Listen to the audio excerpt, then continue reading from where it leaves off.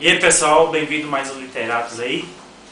Eu vou estar nesse vídeo apresentando para vocês o review da segunda parte da sistemática do Norman Geisler. Como observado no outro vídeo, é importante salientar que essa sistemática ela é indicada para quem já tem um mínimo de conhecimento em teologia, ou seja, uma pessoa não é indicada para uma pessoa iniciante, e segundo, que essa sistemática é indicada para uma pessoa que tem um mínimo de amadurecimento na discussão filosófica. Então, uma pessoa que não seja tão iniciada em estudos teológicos.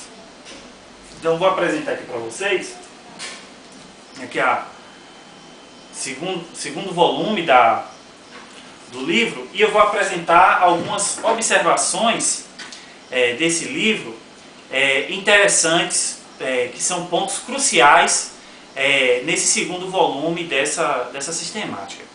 Então, um ponto interessante a se notar é que a sistemática ela trata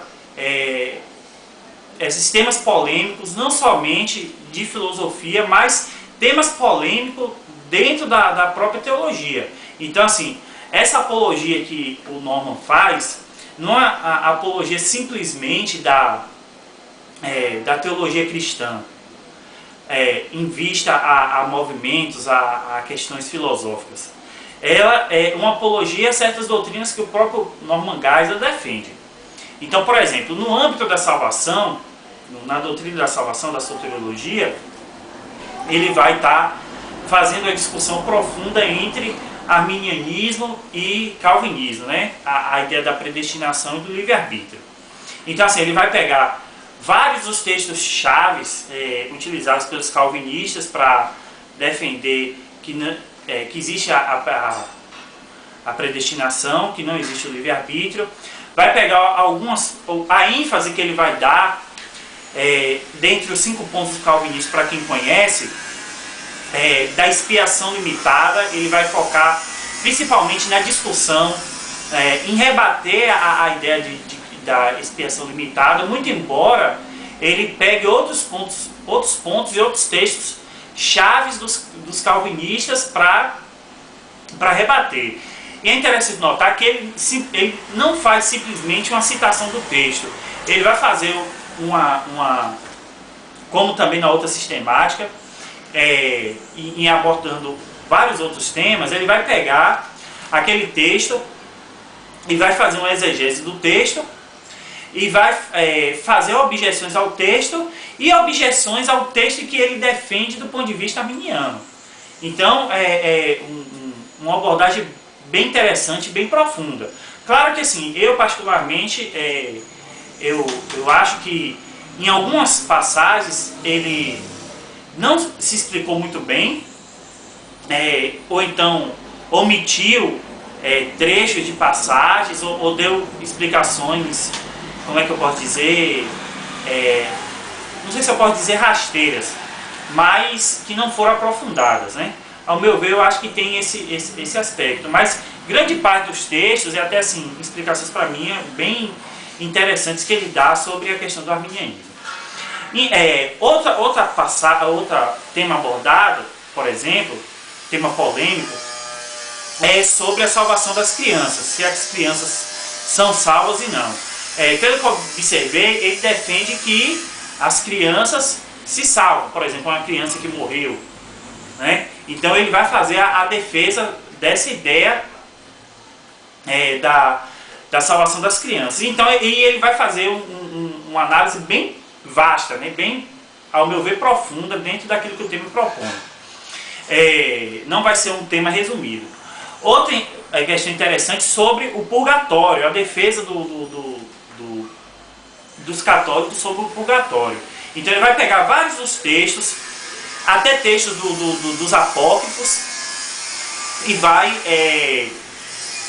obviamente que a objeção principal ao texto apócrifo é que não está no cânon, né, óbvio, né? Mas ele vai estar fazendo a análise de outros textos que até, ao nosso ponto de vista, pode passar despercebidas que aparentemente defendem uma suposta ideia do purgatório. Outro, eu acredito também que ele ou não percebeu ou omitiu algum texto que fala, que eu já observei outros textos que aparentemente defendem o purgatório e eu não vi aparecendo ele abordando esse texto. Outro tema interessante, que ele também que é de difícil análise, que ele vai abordar também de uma maneira profunda, que é um tema que está em todas as sistemáticas, é o tema das últimas coisas, né?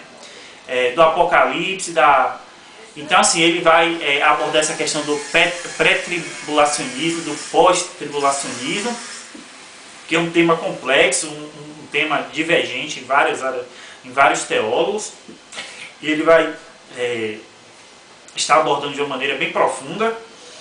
E um outro tema interessante também é do aniquilamento do corpo, que se o corpo ele é totalmente aniquilado, ou se o ímpio ele vai sofrer morte eterna, ou simplesmente ele vai ser aniquilado. Então eu achei um tema bem interessante. Fora alguns temas de apêndice, como onde é que começa a vida, se a vida começa na concepção, né, ou no desenvolvimento. Ele tem sobre o tema dos apóstolos, se existem apóstolos hoje em dia, ele vai... Então os apêndices eles são partes do livro bem mais resumidos, mas é interessante você observar. Então, assim, em resumo, essa sistemática é uma sistemática bem vasta, abrangente.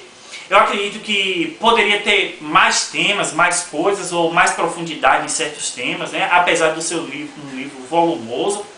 É importante observar que não é uma sistemática que responde tudo. Eu acredito que, pelo que eu li em algumas partes, ele vacilou em algumas questões, mas tem temas muito interessantes, muito curiosos, que com certeza vai acrescentar. E o Norman ele tem uma vasta cultura em termos de teologia. Ele não é um bom filósofo e um ruim teólogo, ele é um bom filósofo, um bom teólogo, uma mente brilhante na teologia também, e é alguém que conhece também muito de ciência, né? Então, assim, outra coisa interessante notar, que, por exemplo, ele não vai abordar de uma maneira profunda algo que ele aborda em outros livros. Então, por exemplo, algumas questões, sei lá, sobre darwinismo, questões científicas, ele vai passar, mas existem outros livros que ele vai abordar de uma profundidade maior, porque este é o tema específico. Então, assim, a sistemática é apologética, não só no sentido de defender a filosofia cristã, se é que a gente pode dizer, mas é apologética também em defender temas em que o Norman ele defende. Então, espero que tenham gostado e até a próxima.